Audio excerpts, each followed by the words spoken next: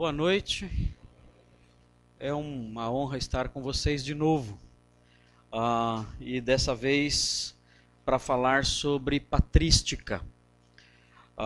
Eu quero, antes de começar a aula, eu quero realçar a importância desse projeto, que é o Seminário Charles Spurgeon, ligado diretamente a uma igreja, a Igreja Batista de Parquelândia. E quero destacar a minha apreciação acerca dessa iniciativa porque, na verdade, a responsável, à luz da Bíblia, pela educação teológica do povo de Deus e a formação e investidura de obreiros no ministério é responsabilidade da igreja, não é responsabilidade de instituições de ensino aí independentes. Essas instituições de ensino independentes que existem, elas são boas. Muitas delas ensinam a palavra de Deus, preparam excelentes pastores e tudo mais. Mas o certo mesmo, à luz da Bíblia, é colocar a igreja na função de promotora da formação de pastores. O certo é isso. A igreja formar pastores, equipar esses homens para o ministério, investi-los na função pastoral, ministerial e deixá-los ali trabalhando. Esse é o nosso dever. Então eu fico muito contente de saber que há igrejas, como a Igreja Batista de Parquelândia, que estão tomando essa iniciativa. Há outras igrejas lá na minha região que têm tomado essa iniciativa também, e isso é muito positivo, porque nós temos tido uma proliferação da mentira, da heresia, que está enganando as massas, o povo despreparado, pessoas que não têm condições de fazer frente à mentira, muita gente sendo enganada por falta de pastores. Então, é muito importante que as igrejas tomem essa iniciativa, a iniciativa que foi tomada aqui. Para piorar a situação, muitos seminários no Brasil se tornaram seminários liberais. Estão ensinando uma teologia que não serve para nada. O liberalismo teológico não serve para nada. Não vale nada aquilo. Nada. Não ajuda ninguém. A soteriologia não salva ninguém, porque não crê em Jesus, não crê na ressurreição, não crê no inferno. Não serve para nada o liberalismo. Nada. O que o liberal faz? O liberal é um parasita. Ele simplesmente toma a igreja que o conservador construiu. Então ele chega lá e toma aquela igreja, toma conta daquilo e pega para ele. Né? Ou então toma o seminário, a escola que o conservador construiu. O liberal nunca construiu nada. Você não vê nenhuma escola surgir, aqui é uma escola fundada por liberais. Não. O liberal ele vai e pega uma escola que já existe e destrói aquela escola. E não ajuda em nada. É uma teologia vazia, que não preenche as necessidades da alma. É uma teologia que destrói igrejas. É uma teologia que não incentiva ninguém a evangelizar, porque não existe inferno, não existe ressurreição, não existe nada disso. É uma teologia oca, vazia, que só serve para dar emprego para pastores incrédulos. Só para isso. O liberalismo só serve para isso, para dar emprego para pastor incrédulo. Se ele fechar a igreja, que é o que ele deveria fazer, já que a igreja não serve para nada, uma igreja liberal não serve para nada, se ele fechar a igreja, ele fica sem emprego. Então ele não fecha a igreja, deixa a igreja aberta, né? Ensina absurdos ali, naquela igreja, não ajuda ninguém, mas mantém pelo menos o emprego dele. Essa é a leitura que a gente faz da teologia liberal, pelo menos aqui no Brasil. Então nós louvamos a Deus porque, diante desse quadro de liberalismo teológico no meio acadêmico, evangélico, nós louvamos a Deus pelo surgimento de escolas sérias, que estão pregando um retorno à palavra de Deus, um retorno à teologia ortodoxa, um retorno à fé que os nossos pais nos legaram. E dentro disso, num seminário assim, é claro que nós vamos estudar a história do pensamento cristão, né? E considerando o aspecto da patrística, é claro que nós vamos olhar para o contexto dos primeiros séculos do cristianismo para entender a patrística. O nome da nossa matéria é esse, né? É patrística. E o que é isso? O que é patrística? Quem foram os pais da igreja? Então, para os alunos que estão anotando, e essa matéria ela vai representar aí créditos para a sua formação, ela vai gerar créditos para a sua formação, né? É importante conhecer a definição disso. Os pais da igreja foram teólogos que viveram no período da igreja antiga e que foram caracterizados por produção literária e santidade de vida. Esses são os pais da igreja. Então, note bem, são teólogos que viveram na igreja antiga. Então, não tem pai da igreja na Idade Média. Não tem. Os pais da igreja viveram na igreja antiga, até o quinto, máximo sexto século. Máximo sexto século. Tem historiadores que colocam os pais da igreja até no sétimo século. Mas é um exagero. Os pais da igreja eles viveram até no máximo sexto século. Então não há pais da igreja na Idade Média. Eu estava conversando no carro com as minhas filhas e elas perguntaram o que eu vinha fazer aqui em Fortaleza. Eu falei, eu vou dar aula sobre patrística. E elas disseram, o que é isso? Eu falei, essa é a primeira aula, o que é isso? A primeira aula é exatamente essa, o que é isso? E eu disse para elas, se vocês fossem dar uma aula sobre algum assunto, o que vocês preparariam? O que vocês criariam para apresentar para os alunos? E elas não sabiam o que dizer, e eu disse para elas, vocês têm que fazer algumas perguntas. Só que vocês não podem fazer as perguntas para os alunos, vocês têm que criar as perguntas e vocês responderem. E então vocês levam para os alunos as respostas. Então, primeira pergunta você tem que responder, o que é isso? É o que vocês fizeram aí, o que é a patrística? Que outra pergunta vocês fariam? Quem são esses homens? Ok, quem são esses homens? Eu falei, vocês conhecem algum pai da igreja? Elas mencionaram alguns, que elas conheciam, até pela convivência comigo, e uma delas falou assim, Calvino também, a gente esqueceu Calvino. Eu falei, não, Calvino não é pai da igreja. Calvino é um teólogo também, marcado aí por sua santidade, por sua vasta produção literária, mas ele não é um pai da igreja. Porque os pais da igreja pertencem a um período específico. Os pais da igreja pertencem à igreja antiga, vai do segundo século. Note bem, não abrange o primeiro século. Não abrange o primeiro século. Os pais da igreja abrangem do segundo século até o século VI no máximo. Ok? E são esses homens, teólogos, caracterizados por produção literária e santidade de vida. Na verdade, se você quiser enumerar as 4 marcas dos pais da igreja, eu posso falar para você. As 4 marcas dos pais da igreja. Então, a primeira marca de um pai da igreja é a sua antiguidade. É o item 1. Primeira marca do pai da igreja. A sua antiguidade. Não existe pai da igreja na época moderna. Isso não existe. Segunda marca do pai da igreja é a sua devoção. Os pais da igreja são reconhecidos por sua santidade. São homens preocupados com retidão, com amor a Deus. É interessante notar nos pais da igreja que eles fazem teologia orando. Você lê um livro de Santo Agostinho, o livro todo é uma oração. Você pega um livro de 400, 500 páginas, o livro inteiro é uma oração. Então há uma preocupação muito grande dos pais da igreja com isso, com uma vida, a vida do teólogo, marcada por santidade, por retidão, por devoção, por uma moral elevada, pelo temor de Deus, por ouvir a voz de Deus. Os teólogos do passado, os pais da igreja, eles não entendem, eles não compreendem essa nossa visão de hoje de um teólogo, que ele é teólogo apenas. Teólogo é a profissão dele, ele estuda teologia. Ele estuda livros de teologia, ele faz exegese, ele faz hermenêutica, ele conhece princípios, e é isso que é o teólogo. Para o pai da igreja, isso não é o teólogo.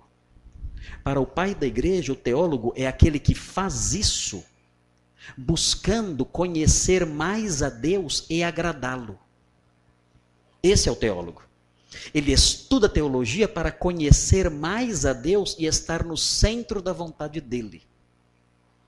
Ele estuda teologia para conhecer mais a Deus, estar no centro da vontade dele e preste atenção no que eu vou dizer agora.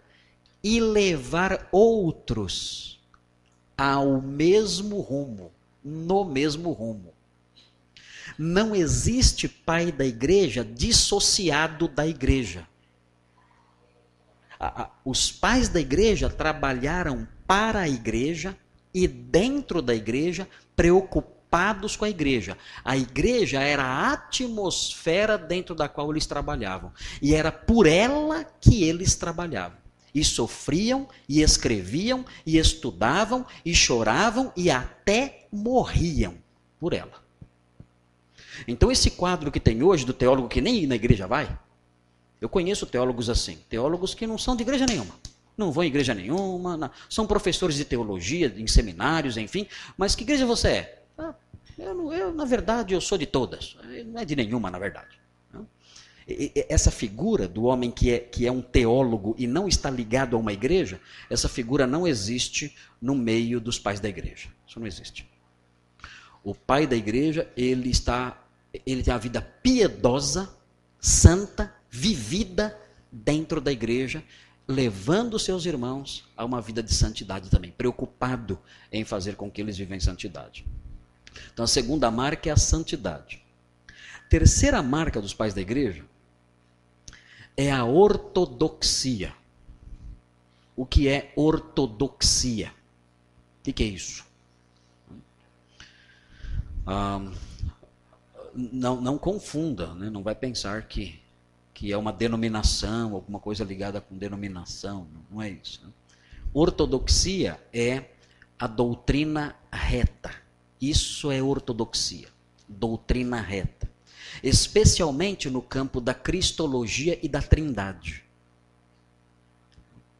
Então os pais da igreja, eles são marcados por isso. Eles não são heréticos, eles não são heterodoxos. Então você ouve falar de um teólogo do século II chamado Marcião, por exemplo.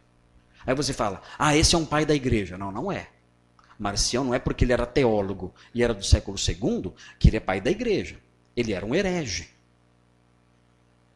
Ele não cria, por exemplo, no cânon do Novo Testamento, no cânon completo do Novo Testamento. Então ele não era ortodoxo. Ele não tinha uma doutrina reta, ele era um herege, ele era heterodoxo. Então ele não é um pai da igreja. O pai da igreja tem que ser ortodoxo. Senão não é. Ok? Há muitos hereges no período antigo, há vários hereges. Eutiques, Nestor, Pelágio, são vários hereges da igreja antiga. Viveram na igreja antiga, eram teólogos, mas não são chamados de pais da igreja. Ok? E a quarta marca do pai da igreja é a aceitação deles pela igreja, o reconhecimento. Os pais da igreja foram reconhecidos pela igreja por sua contribuição no campo da teologia e da espiritualidade. Foram reconhecidos. Então, o reconhecimento é a quarta marca. Note bem, se você quer aprender teologia, vocês que são alunos nesse seminário, uma recomendação que eu lhes dou: procurem coisas bem antigas, bem velhas. Teologia, quanto mais nova, menos recomendável. A teologia é que nem vinho, tem que ser velha para ser boa. Dizem que é bom, eu não bebo vinho, mas dizem que vinho velho é bom. Teologia boa é velha. Você quer aprender teologia com profundidade? Estude os pais da igreja, os teólogos antigos. É a melhor fonte que eu conheço de teologia, os pais da igreja. Você vai ler os pais da igreja, você vai se indignar com alguns erros que eles cometeram, vai ficar indignado. Você vai ficar impressionado com as informações que eles nos transmitem. Você vai chorar lendo os pais. Você vai chorar com a devoção que eles demonstram, com a beleza dos seus escritos. Há escritos dos pais da igreja que quando você lê, você se sente quebrantado. Com a beleza, a devoção, o amor a Deus que esses homens tinham, o amor que eles nutriam por Deus no seu coração. Era como se a mente deles estivesse no coração, quando eles falavam sobre Deus. Então, tudo isso você vai aprender lendo os pais da igreja. Os pais da igreja, no contexto evangélico, são muito negligenciados. Por quê? Porque os católicos chamam os pais da igreja de santos. E a gente fica com raiva deles. Eles não têm culpa nenhuma. Os católicos vão lá e chamam, é Santo Ambrósio. Pronto, tenho raiva desse cara porque ele é santo da igreja católica. E você já fica com raiva de Ambrósio porque ele recebeu esse nome. Santo Atanásio. Esse cara não presta, porque é santo da igreja católica. E nós nos enganamos com isso. Na realidade, esses homens eram homens de Deus. Eram crentes, eram irmãos nossos. Nós vamos encontrá-los um dia no céu. E eles escreveram coisas e deixaram um patrimônio intelectual, teológico e devocional riquíssimo. E nós não aproveitamos esse patrimônio. Nós deixamos esse patrimônio abandonado, esquecido, e nós procuramos os nossos livrinhos de devocionais, livrinhos rasos, né? Aqueles livrinhos bem rasinhos, né? Lê lá aquelas devocionais, aqueles livrinhos que a gente nem sabe quem escreveu direito, né? Com coisas pobres, coisas sem nenhuma profundidade, com obviedades, né? Com coisas óbvias, sem riqueza nenhuma. E nos contentamos com essas migalhazinhas de pensadores modernos que não têm conhecimento nenhum, nem chegam aos pés dos pais da igreja, e nos contentamos com isso, ficamos até impressionados com isso. Quando nós temos um grande tesouro, gigantesco, vasto, rico de conhecimento, de espiritualidade, de reflexão, e nós abandonamos porque achamos que são nossos inimigos. Eles não são. São irmãos nossos. A Igreja Católica encheu esses nomes com mitos e tudo mais. Mas a verdade sobre eles, a história deles, os livros deles, os sermões deles, são uma fonte de inspiração para os crentes de todas as épocas. Muita gente pensa assim, eu acho que Deus ele começou a falar de novo na época da Reforma. Isso não é verdade. Até porque os reformadores, vocês sabem onde os reformadores buscavam o terreno fértil para colher as ideias principais das suas doutrinas que impactaram o mundo todo? Eles buscavam na Bíblia e nos pais da igreja. Se você ler as Institutas da Religião Cristã, quem escreveu? João Calvino. São 4 volumes, é a maior obra de João Calvino.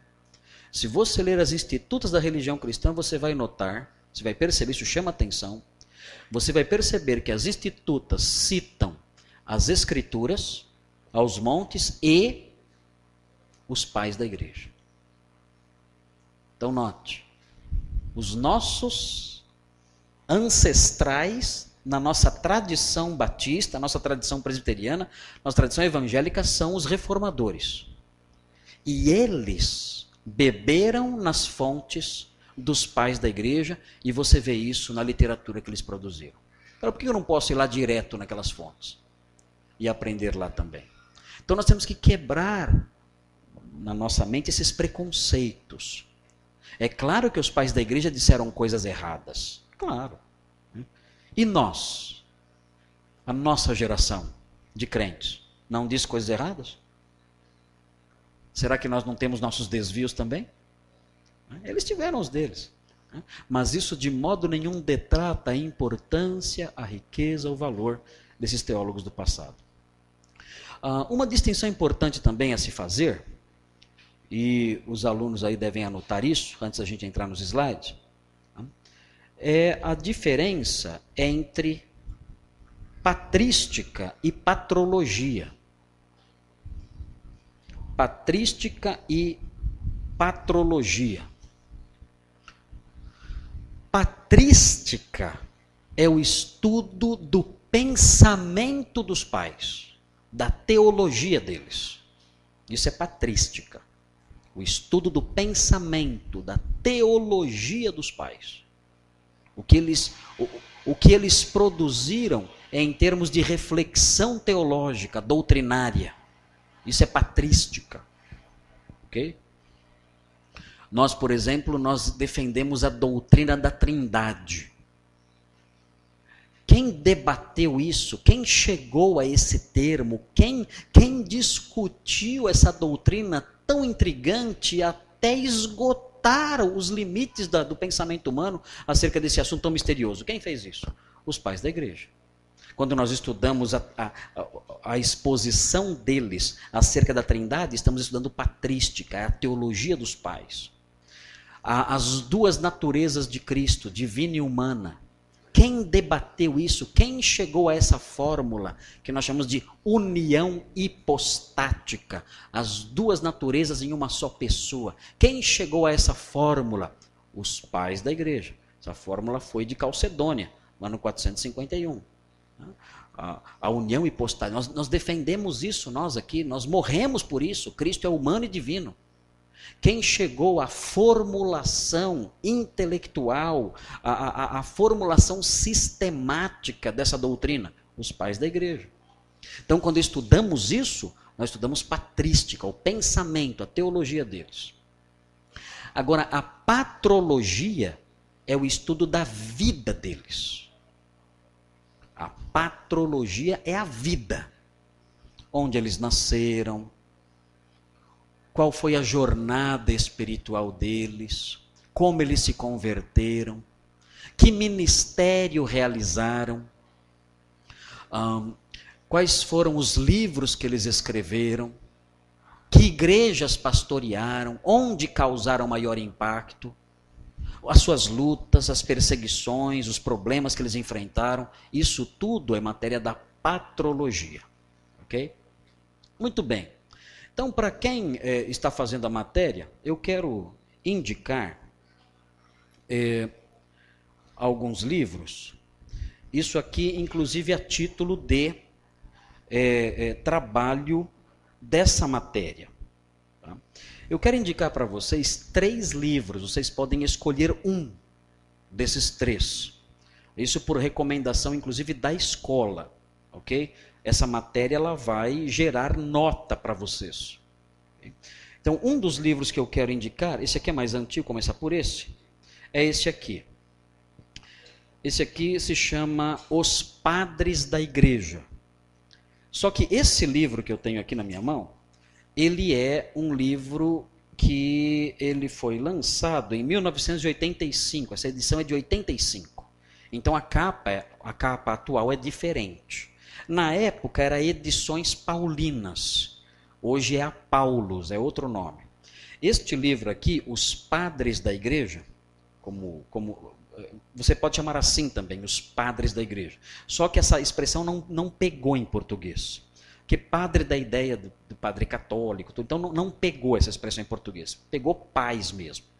Esse livro, Os Padres da Igreja, eu não sei se as publicações atuais estão com o mesmo nome, Padres também, Padres, de A. Raman. E este livro ele é muito interessante, por quê? Porque ele apresenta um breve histórico de cada pai da igreja, de cada um deles. Aqui na primeira parte, por exemplo, Inácio de Antioquia, Justino de Roma, Irineu de Leão, os pais são pais do segundo século, século II. E além dele apresentar um breve histórico de cada pai da igreja, ele também coloca um pedacinho, um excerto da sua obra literária. Então, por exemplo, Inácio de Antioquia, que é um dos pais da igreja mais inspirativos. Inácio de Antioquia é extremamente inspirativo. Inácio de Antioquia escreveu 7 cartas. Toda a obra dele está aí. São 7 cartas. Neste livro, você tem a carta aos Romanos, neste livro aqui. De Inácio de Antioquia. Você tem a carta aqui. Então você tem o pai da igreja e um pedacinho da obra dele, da obra escrita, da obra literária dele. Então este livro é um livro indicado para a nossa matéria. Você vai ter contato com a patrologia e com a patrística neste livro aqui. Ok? E abrangendo todos os pais da igreja. Aqui, os pais da igreja aqui, aqui o último que é mencionado é Leão Magno aqui. Ele coloca Leão Magno como último. O Leão Magno viveu no ano 590. Então ele vai os pais da igreja até o 6º século, como a gente mencionou aí. Ok? Muito bem, esse é um livro interessante e importante. Você pode anotar Ahaman, os padres da igreja. Você pode escolher esse livro para ler para a matéria. Você vai ter que escolher um para a matéria. Esse pode ser um. Tá? Todos que eu vou dizer são livros bons. O segundo livro, esse é mais recente no Brasil. Este aqui. Este aqui se chama Lendo as Escrituras com os Pais da Igreja, da editora Ultimato, é de Christopher Hall. Este livro é um livro maravilhoso também. Muito bom esse livro aqui, você vai gostar de ler. Aliás, você vai gostar de ler todos os livros que eu vou indicar. Você vai pedir para indicar mais, porque você vai gostar muito dessas leituras. Este livro, Lendo as Escrituras com os Pais da Igreja, a proposta do autor, do Christopher Hall, este livro aqui é de 2008, ele escreveu o livro em 2008, então é muito recente esse livro. 2008 não, 98, desculpe. Deixa eu confirmar aqui para você. Ele saiu a primeira edição em inglês? A primeira edição em inglês saiu em 1998. Então ele é um livro recente, não é um livro antigo como este aqui, ele é mais recente. E a proposta do autor deste livro é encorajar os teólogos modernos, os pastores, os estudantes de teologia, a voltarem os seus olhos para os pais da igreja, para verem o que os pais da igreja têm a dizer acerca de textos bíblicos. Como os pais da igreja trabalhavam com os textos bíblicos, que atitude eles tinham diante do texto bíblico. Né? E tentar resgatar essa herança, esse tesouro, essa herança doutrinária deixada pelos pais. É um livro muito interessante, você pode ler também para a matéria se quiser ler este aqui. Ok? Este aqui abrange 8 pais da igreja. 4 pais do Oriente, 4 pais do Ocidente. 4 de fala grega e 4 de fala latina. São os 8 principais pais da igreja. Ok? Lendo as Escrituras com os pais da igreja. Ok? O autor é Christopher Hall. H-A-L-L. Christopher Hall. H-A-L-L. Okay. Editora Ultimato. Editora Ultimato. Ok? Agora, o outro livro, você me empresta, por favor, este aqui. É o melhor de todos, fui eu que escrevi. Esse aqui. Este livro, Eles Falaram sobre o Inferno. Este livro é só sobre os pais da igreja do século II, no século II, que é a matéria de hoje. De hoje, talvez um pouquinho de amanhã. Sobre os pais da igreja, sobre os pais apostólicos, você vai conhecer o contexto intelectual deles, o contexto político, moral em que eles viveram, e a teologia deles. E também os apologistas, que conheceremos hoje também. Você vai conhecer aqui os grandes apologistas do século II, que são pais da igreja, são os pais apologistas. Tem os pais subapostólicos, ou os pais apostólicos, que são mencionados aqui na primeira parte do livro. Depois os pais apologistas, e por último encerra com Irineu de Leão, que é o maior teólogo do século II, Irineu de Leão. Então, se você quiser conhecer especialmente as heresias do século II, que eram heresias que estão sendo ressuscitadas hoje, este livro aqui é o melhor para você ler. Nesse aspecto é melhor do que esses outros.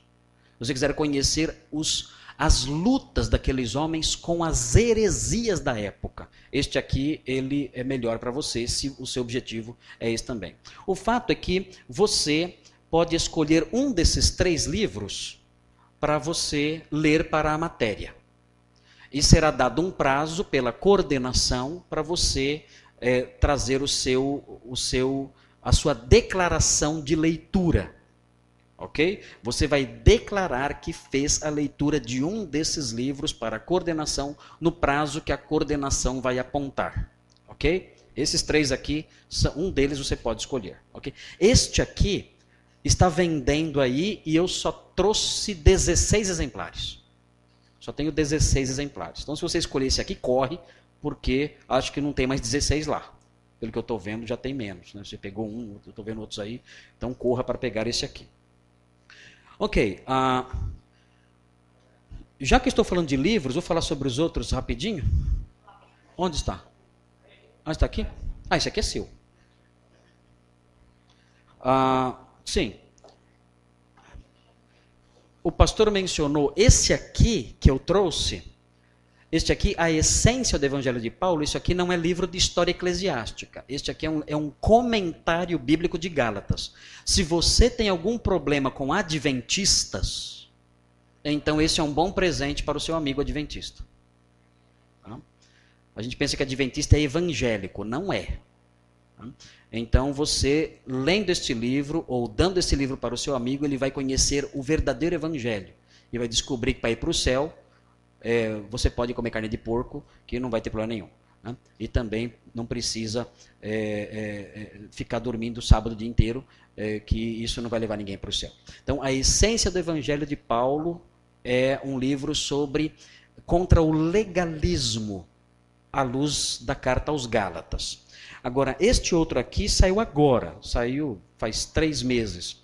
E saiu faz 3 meses e já está na segunda impressão.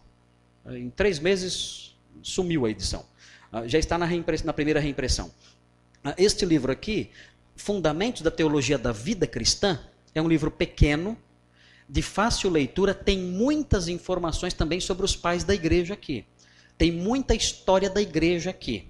Porque eu tentei harmonizar a experiência cristã, a teologia e a história neste livrinho aqui. Então, esse aqui eu trouxe vários, eu trouxe 30 livros deste aqui, se você quiser adquirir lá. Tá? Este livrinho é um livrinho de fácil leitura. Os 2 primeiros capítulos dele, você pode usar para evangelizar, são capítulos evangelísticos até, e os demais capítulos são capítulos sobre a vida cristã prática. Por que eu tenho que ir na igreja? Porque o pastor mandou. Não. Tem uma base doutrinária para você ir na igreja. Mãe, pai, por que eu não posso levar minha namorada para o quarto? Porque é feio, porque é perigoso. Não. Existe uma base teológica para a moral sexual. E onde está essa base teológica? Para você descobrir, você tem que comprar isso aqui que eu não vou contar. Ok? Então são os fundamentos teológicos da vida cristã. Ok? Muito importante esse livrinho aqui. Aliás, eu estava querendo escrever esse livrinho, fazia tempo que eu queria escrever esse livro. Aí a editora pediu para que eu escrevesse um livro e escolhesse o tema. Eu escolhi esse tema, então, até porque era um anseio que eu tinha de escrever sobre isso, já fazia tempo. Mas você pode adquirir esse aqui. Tem só 30 exemplares, você pode adquirir o seu lá. Ok. Ok, irmãos. Vamos lá, então. Vamos caminhar, então, com a nossa matéria. Você já fez aí as suas anotações. Você já fez algumas distinções aí, patrística, patrologia, o período que isso abrange, os 4 requisitos para ser um pai da igreja. Já falamos um pouquinho sobre os requisitos da matéria. Uma coisa importante, além da leitura de um desses 3 livros, que vocês, alunos, devem observar, notem que nesta semana nós não estamos numa semana de conferências. Isso não é conferência. Isso é aula. Ok? E a diferença é a seguinte, a aula requer nota. Então, para você ter nota, você tem que cumprir tarefas. Uma das tarefas é a leitura de um dos 3 livros que eu mencionei. Isso é uma tarefa que vai contar para sua nota. E a segunda tarefa, anote aí. Tá? Eu quero que você escreva, tá? É um requisito não só meu, mas da escola Charles Spurgeon. Quero que você prepare um trabalho escrito sobre um pai da igreja, destacando a vida dele, aspectos da vida dele e do pensamento dele. Então você vai escolher um pai da igreja. Qualquer um dos pais da igreja, desses teólogos do 2º ao 6º século, você vai escrever acerca da vida dele e também aspectos centrais do pensamento dele. Você pode fazer isso. É um trabalho digitado, não é para fazer no papel de pão, não, né? Com caneta, não. Né? Você tem que digitar o seu trabalho. Fonte 12, espaço 1,5, papel A4 branco. No mínimo 3 páginas, ok? Qual fonte você vai usar? Você pode usar Arial e pode usar Times New Roman. Tamanho 12. Porque eu sei o que os alunos fazem. Colocam espaço 2, fonte 18. Né? E aí entregam um trabalho com 7 páginas, mas se juntar tudo não dá uma. Né? Então eu sei disso aí, eu sou professor há 25 anos. Não tente me enganar, porque eu sou professor há 25 anos, não tem como me enganar, é impossível me enganar. Né? Então note bem. No mínimo 3 páginas, espaço 1,5, fonte 12, ok? E a fonte é Times ou Arial, ok? Então você vai fazer esse trabalho no prazo que a coordenação vai dar. Então o trabalho tem só 2 partes. A vida do homem, do teólogo que você escolheu, do pai da igreja que você escolheu. E em segundo lugar, o pensamento, a contribuição dele para a teologia. Sobre o que ele falou? Ele foi importante para a formação do pensamento cristão sobre a Trindade. Ele foi importante para falar sobre a formação do pensamento cristão sobre a igreja, sobre a pessoa de Cristo, sobre a encarnação, sobre a divindade, enfim. Você vai mostrar isso no seu trabalho. Agora, 3 páginas é um espaço muito curto. No Brasil, só para dar um exemplo para vocês. No Brasil, o livro clássico sobre Santo Agostinho, o nome desse livro, o livro clássico sobre a vida dele, é Santo Agostinho, uma biografia. É de Peter Brown. Peter Brown escreveu esse livro, é da editora Record, se não me engano. Esse livro sobre a vida e o pensamento de Agostinho é um livro de mais ou menos 800 páginas. É muito vasto, muito vasto. De modo que 3 páginas tem que condensar bastante. Estou falando 3 páginas, pode ser que você escolha um pai da igreja meio obscuro, né? Dá para escrever 3 páginas. Né? Mas os pais da igreja têm muita coisa para a gente aprender sobre eles. Okay? Esse trabalho não vai ser difícil não, okay? É um trabalho facinho de fazer. Tá? Os prazos, a coordenação vai te passar depois. Muito bem, vamos então às projeções aqui. História do pensamento cristão, aqui vai entrar na patrística, então, o pensamento dos pais. E, não está mudando aqui. História do pensamento cristão aqui. Aqui entra o contexto intelectual dos primeiros séculos do cristianismo. Esse aqui é o período dos pais. Okay? Qual foi o contexto intelectual em que os pais da igreja viveram? E de que modo esse contexto influenciou o pensamento dos pais da igreja? Então veja. Aqui você tem uma foto de Atenas, a Acrópole lá em cima, a Ágora, que é essa praça toda aqui, e o Areópago, que é aquela montanhinha ali. Ali é o Areópago, onde Paulo pregou ali aos atenienses. Né? Por que essa foto está aqui? Essa foto está aqui porque os pais da igreja, eles viveram, especialmente os primeiros pais da igreja, eles viveram mergulhados num contexto intelectual chamado helenismo. E o que é o helenismo? O helenismo é a herança cultural grega. Ok? Nós vamos conhecer isso melhor. Veja aí. A filosofia grega. Por isso eu coloquei Atenas naquela foto. Okay? Veja a filosofia grega, o que ela ensinava. Tá? Veja aí. Há aqui algumas correntes. Primeira corrente filosófica grega que influenciou os pais da igreja foi o platonismo. Segunda, o neoplatonismo, aí já no terceiro século. E a outra, o estoicismo, que você situa depois do platonismo, mas abrangeu todo o período dos pais, 263 a.C. Okay? O mais recente é esse aqui, neoplatonismo. Esse aqui surgiu primeiro, esse aqui em segundo, esse aqui em terceiro. Tá fora da ordem cronológica aqui. Ok? Está fora da ordem cronológica. Primeiro o platonismo, depois o estoicismo, depois o neoplatonismo, que é já no século III depois de Cristo, com Plotino, que era pagão, não era cristão. Né? Aliás, nenhum deles, claro. Platão vivia antes de Cristo, não era cristão. Zenão de Cício também não era cristão, evidentemente. E Plotino até poderia ter sido, pelo tempo que viveu, mas não era.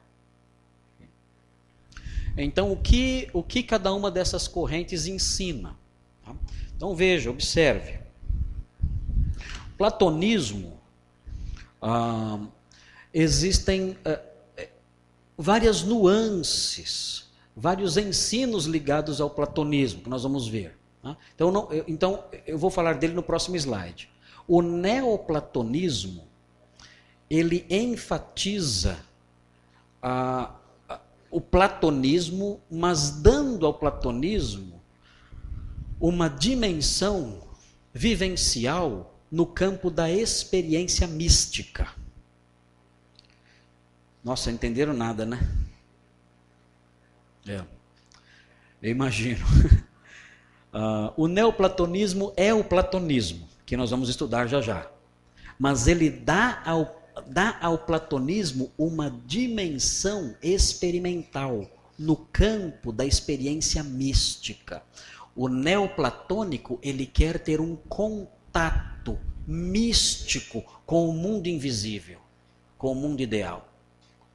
Ele anseia pelo êxtase, pela experiência de desprendimento das coisas daqui e o desfrute absoluto da paz e do mergulho no outro mundo, numa outra dimensão, onde eu desfruto de uma paz, de uma serenidade, de uma alegria sem igual.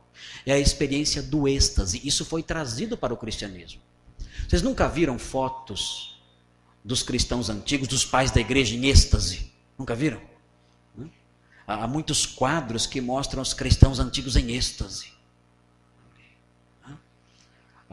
Na Idade Média, a espiritualidade da Idade Média era fortemente marcada por essas ideias neoplatônicas, em que a pessoa que era santa, ela entrava numa outra dimensão. E lá naquela outra dimensão, ela tinha visão de Cristo. Por exemplo, a Santa Catarina de Siena, ela casou com Jesus. Foi no inferno várias vezes, né? Era uma bênção essa mulher, né? Então veja, ela ficou desmaiada há um tempo, estava em êxtase, desmaiada ali. Quando ela voltou, ela falou, eu casei. Casou? Você estava aí deitada, aí como é que você casou? Eu casei com Jesus. Pronto. Jesus era solteiro, agora não é mais. Casou com a Santa Catarina de Siena. Mas esse estado místico, isso tudo, a raiz disso é o neoplatonismo. É a noção de que para você realmente desfrutar de paz, desfrutar de uma visão clara da verdade, você tem que se desprender de todas as coisas que distraem você e que impedem você de ver o que realmente importa. E isso não dá para acontecer no seu estado mental normal. Você tem que entrar num êxtase, num transe, para você experimentar isso. Isso entrou para o cristianismo em muitos aspectos, até hoje. Tem um monte de gente que vai para o inferno todo dia, não tem? Tem gente que vai para o inferno, vai para o céu, viaja para lá e para cá, volta. Tem pacote completo já, que você... Tem pessoa que todo dia vai. Né? Ah, eu fui para o céu, bati um papo lá com o arcanjo Miguel, voltei. Isso aí está acontecendo direto. Essas noções que a gente vê no catolicismo e no meio evangélico, isso aí são reminiscências do neoplatonismo que entrou para a igreja nessa época aí. Ok? O estoicismo, a ênfase do estoicismo é o elevado conteúdo ético. O que o estoico ensina. Esse livrinho aqui, cadê? Sumiu. Devolvi lá para ele. Não, fica aí. Aquele livrinho que eu falei, aquele mais novo, Fundamentos, ele explica bem o que é o estoicismo. Aquele livrinho Fundamentos. O estoicismo, ele enfatiza o ideal da serenidade e do abandono de qualquer paixão. Quem é o estoico? O estoico é a pessoa que não é movida por paixões. A virtude ideal está no autocontrole. Então o estoico, ele não se abala e nem é dominado por nada. Isso é algo muito atraente para os cristãos. Porque nós sabemos que um dos frutos do Espírito é o quê? É o domínio próprio. Então os pais da igreja se sentiram muito atraídos por noções estoicas. Eles foram simpáticos do estoicismo, muitos deles, porque eles viam no estoicismo um apelo para a moral cristã, para o equilíbrio, para não se deixar dominar pelas paixões. Ora, esses apelos são apelos bíblicos até. Olha, não se deixe dominar pelas paixões, não permita que o seu coração impulsione você na busca da satisfação dos seus desejos. O estoico fala isso. Então os pais da igreja deram à sua teologia uma dimensão às vezes marcadamente ética e até a sua soteriologia era muito ética. Para ir para o céu não pode dar vazão às paixões. Para ir para o céu tem que se autodominar. Eles chegavam a dizer isso, influenciados certamente pela filosofia estoica que reinou ali durante o período antigo. Você fala assim para mim, poxa, mas então o estoico era crente? Não, o estoico não era crente. O estoico não acreditava nem em Deus. Aliás, o estoico não queria nem saber se Deus existe. Então por que o estoico vivia assim? Reto, preocupado com as paixões, preocupado em fazer alguma coisa que fosse errada e se autodominando. Por que o estoico fazia isso? Bom, eu vou falar o porquê. Não devia falar porque está no meu livro, mas eu vou falar. Ele fazia isso porque ele cria no seguinte: existe uma ordem moral no universo. Se eu não me harmonizar a essa ordem, eu vou ser prejudicado. Então ele se mantinha equilibrado na sua conduta com medo de se dar mal na vida. Não era por temor de Deus, era por temor das leis morais que havia no universo, medo de se lascar nesse mundo aqui. Então por causa disso, então ele evitava fazer qualquer coisa errada. Mas Deus, ele nem sabia se existia, e se existisse, ele pensava, para mim pouco importa. Ok? Essa era a visão do estoico. Ok, e o platonismo? Bom, o platonismo é algo que dá um pouquinho mais de trabalho. Veja aqui, isso aqui é Platão.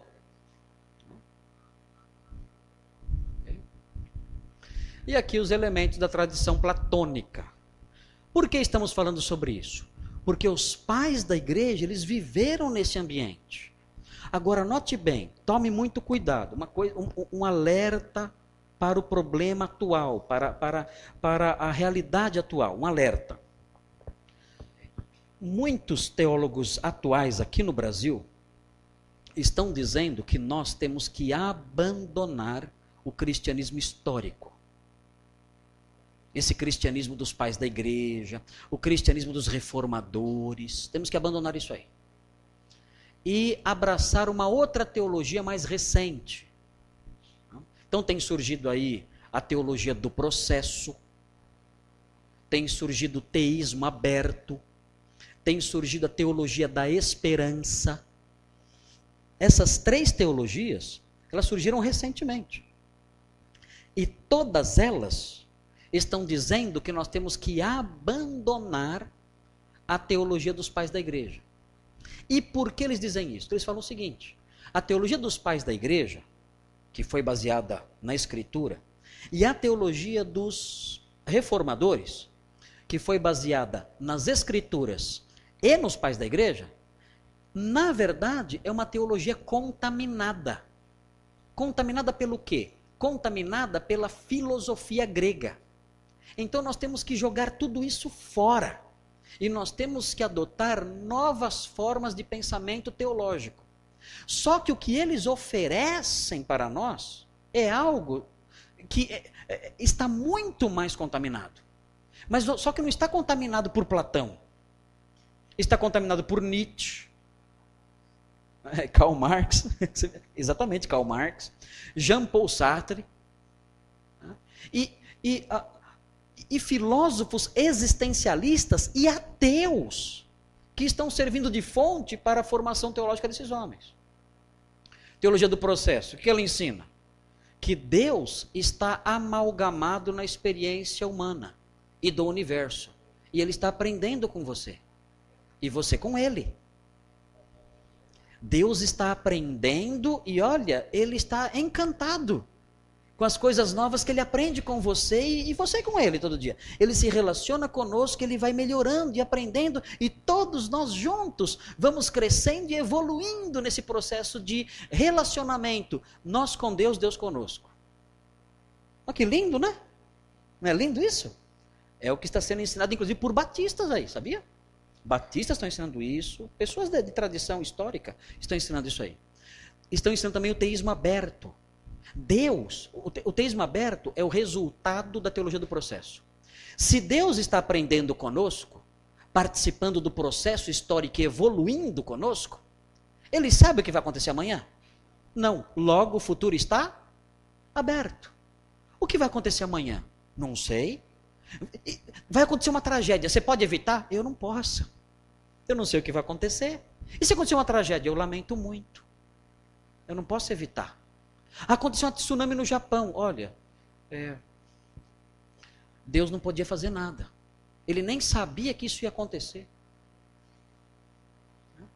E ele não pode interferir. Se ele interferir, ele desrespeita a nossa liberdade e o livre curso da nossa vida. Como resultado disso, vem a teologia da esperança. Sabe o que a teologia da esperança fala? Que a escatologia nunca vai se realizar. Deus não sabe o futuro. Mas e os textos da Bíblia que falam sobre o futuro? Não. Esses textos servem para colocar esperança em você só. Mas é uma esperança que nunca vai se realizar. Nunca. É só para você ficar esperando e aí a sua vida é uma vida diferente. É aquela criança que está esperando o pai chegar. Opa, deixa eu tomar banho. Papai vai chegar. Papai nunca chega. Papai nunca vai chegar. Mas ela fica limpinha esperando o papai. Então, o Jürgen Moltmann, que propõe a teologia da esperança, ele ensina isso. Olha, Jesus nunca vai voltar. Nunca. Esqueça isso. Mas é bom ensinar que ele vai. Por quê? Porque aí essa esperança faz as pessoas andarem de forma reta. Vocês acham disso?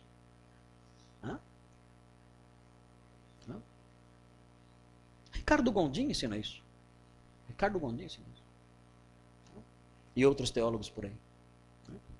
É a teologia da esperança, que no final é a teologia da mentira. Porque promete uma coisa que nunca vai acontecer. Você fica lá esperando e nunca vai chegar. É tudo lorota. É só para te enganar e para fazer com que você se comporte de um jeito que você não adotaria se aquela promessa, se você soubesse que aquela promessa é falsa. Muito bem. Acusam os pais, esses teólogos acusam os pais de trazerem para a teologia cristã uma mentalidade helenista. Isso é verdade até certo ponto. Em outros pontos não. Vamos ver aqui os elementos da tradição platônica, aí você vai ver o que os pais adotaram e o que os pais não adotaram. Por exemplo, tradição platônica. Olha aqui. A doutrina dos dois mundos. O mundo das ideias e o mundo material. Platão ensinava isso. Que o mundo das ideias é o mundo invisível além dos sentidos. E o mundo material é um reflexo do mundo das ideias. O mundo das ideias é perfeito. Este mundo aqui é um mundo que reflete algo do outro mundo, mas não é perfeito. O mundo das ideias não é acessível aos sentidos. Este mundo aqui, ele é sensível aos sentidos. O mundo das ideias, ele é imutável. Este mundo aqui está sujeito a mudanças, a corrupção, a degradação. Agora, essa ideia de Platão, ela não nos incomoda muito. Por quê? Porque nós cremos que existe um outro mundo. Claro que Platão não está falando aqui do céu, nada disso. Né? Mas muita coisa que nós cremos se harmoniza com isso. Nós cremos que este mundo aqui é passageiro. E existe um outro mundo que é eterno. Nós cremos que este mundo aqui é mutável. Né? Ele é perceptível aos sentidos. Ele é um mundo frágil. E cremos que existe um outro mundo que é perfeito, que é permanente, que não é sensível aos nossos sentidos, nós cremos pela fé que ele existe. Então esse pensamento não nos incomoda muito.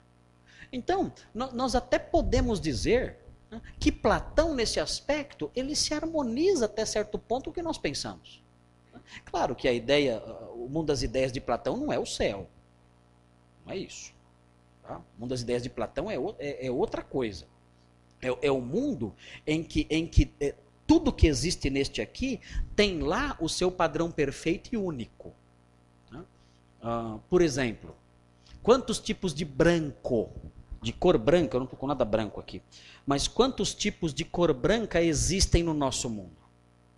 Quantas tonalidades de branco existem no nosso mundo? Você vê alguém de camisa branca. Aí chega alguém do lado, uma camisa branca também. É igualzinho? Não. Um usou sabão de pedra, o outro usou o Omo Total Radiante. Então, você vai ver padrões diferentes de branco ali. Né? Quando era garoto, tinha na televisão o teste da janela. Né? Teste da janela. Lembram disso, as senhoras? O teste da janela? Né? Olhava, o branco era igual, mas quando abria a janela e mostrava ali, via um tinha sido lavado com sabão de pedra, sabão em pedra, o outro com o Omo Total Radiante, então o outro era muito mais branco. Né? E é verdade, o fato é que nós temos diversos tipos de branco. Quando você vai pintar a sua casa, você vai escolher o branco que você quer usar na sala. Aí você descobre, tem branco gelo, tem branco neve. Mas peraí, gelo e neve não é igual? Não. Tem o branco gelo e tem o branco neve. Né? Tem o branco polar. Mas o branco polar não é igual ao neve? Não, porque tem neve que não é polar. Enfim, você tem um monte de branco e você não sabe o que é branco, afinal de contas. Qual é a cor branca? O que é brancura? Porque tem tanto tipo de branco. Neste mundo jamais saberemos. Mas no mundo das ideias existe o branco. É o branco perfeito, é o branco dos brancos. Todos os outros brancos são apenas reflexos desse branco perfeito, da brancura ideal, imutável e eterna. Está lá no outro mundo. Os brancos daqui são apenas reflexos. Esse é o mundo das ideias de Platão. Nós sabemos, a Bíblia não fala sobre isso no céu. Não fala sobre isso. Mas o fato de Platão falar de dois mundos, um espiritual e um material, isso faz com que nós tenhamos uma certa simpatia por ele. Né? O autor de Hebreus fala isso. Né? Olha, essas coisas aqui no tabernáculo são sombras de coisas celestiais. Fala, nossa, será que o autor de Hebreus leu Platão? Nossa, que cheiro de Platão aqui.